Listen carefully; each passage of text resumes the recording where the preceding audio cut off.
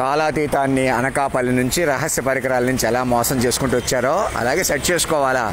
నన్ను అప్పటికప్పుడు మనిషిగా 10 మంది హీరోయిల్ని ఒక్కసారిగా చెప్పాను. నన్ను కేవలం మనిషిగా చూద్దాం, మనిషిగా మాట్లాడదాం, లేకపోతే రెచ్చిపోదాం అని ఇంకా ఇలా కానిస్టేబుల్ పంపుతున్న వాళ్ళకి 100 సార్లు 1000 సార్లు చెప్పేది మీరు మైండ్ ప్రకారం మార్చుకుంటూ రావాలా. అనకాపల్లి నుంచి ఎవరో మీరు కొందరు ఒకటి అయిపోతే మొత్తం ఎవరినో ఒకరిని చంపేయగలుగుతున్నారు, పొడి చేయగలుగుతున్నారు అప్పటికప్పుడు. అది మీరు చేయగలుగుతున్నారు అనుకుంటున్నారా? మాయ కబలిస్తుంది మిమ్మల్ని. దాన్నే నేను అవుట్రేజెస్ మెటీరియల్ వరల్డ్ అంటున్నాను.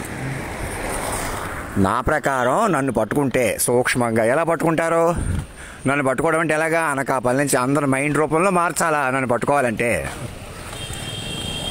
చంద్రశేఖరరావు నా దగ్గరికి బస్సు చేసుకుని రావాలంటే మీరు కూర్చుని చెప్పుకోవాలా, వినాలా. 1000 పేజీలు, 2000 పేజీలు, 3000 పేజీలు అలాగా.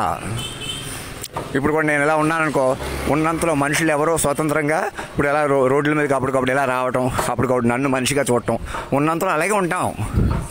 ఎవరైనా అంతే. మీరు కూడా ఆ రకంగా మీ చేతిలో ఉండదు. అదే నేను మీకు ప్రాక్టికల్గా నిరూపించడమే కాకుండా ఇప్పుడు నన్ను పట్టుకుని వెనక్కి మలిపితే అలా అందరూ సాటిస్ఫై అయిపోతాం. మీరు చేసిన తప్పులు కూడా అన్నీ రికవర్ అవుతాయి. అంతేగాని మీకు భౌతిక ప్రపంచానికి బలం కొద్దీ రెచ్చిపోతాం, గబుక్కుని ఏదో చేసేస్తాం, నువ్వు ఇలాగ ఉంటావు అనే పంతమే మూర్ఖత్వం. అది అలా పంతం పెంచుకున్నా మన చేతిలోకి రాదు. నేను కూడా ఏం చేయలేను, మీరేం చేయలేరు. అందరూ కలిసి మాయ కబళింపులోకి వెళ్ళిపోతున్నాం. దాన్నే ఎన్గల్ఫ్మెంట్ ఆఫ్ అవుట్రేజెస్ మెటీరియల్ వరల్డ్ అంటున్నాను నేను ఇంగ్లీష్లో. నోట్ చేసుకోండి.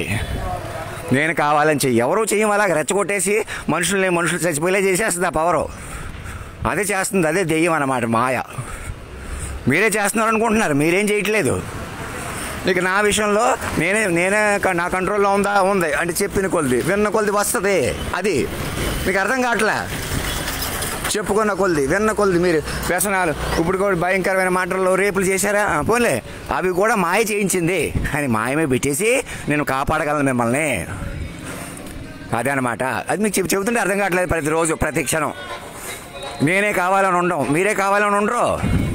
అందుకే నా మాట విని మీరు ఇలా ఓపెన్గా చూస్తున్న కెమెరాలు కానీ, అఫీషియల్గా లేకుండా ఉన్న కెమెరాలు కానీ, అలాగే ఓపెన్ సీసీ కెమెరాలు కానీ మొదట క్లోజ్ చేసేయండి. అయ్యే మీకు ప్రమాదకరం.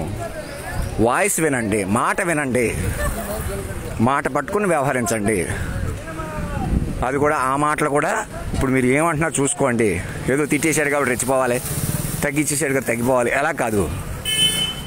సూక్ష్మంగా మాట పట్టుకోవాలా. ధర్మో రక్షత రక్షత సత్యమేవ జయతే.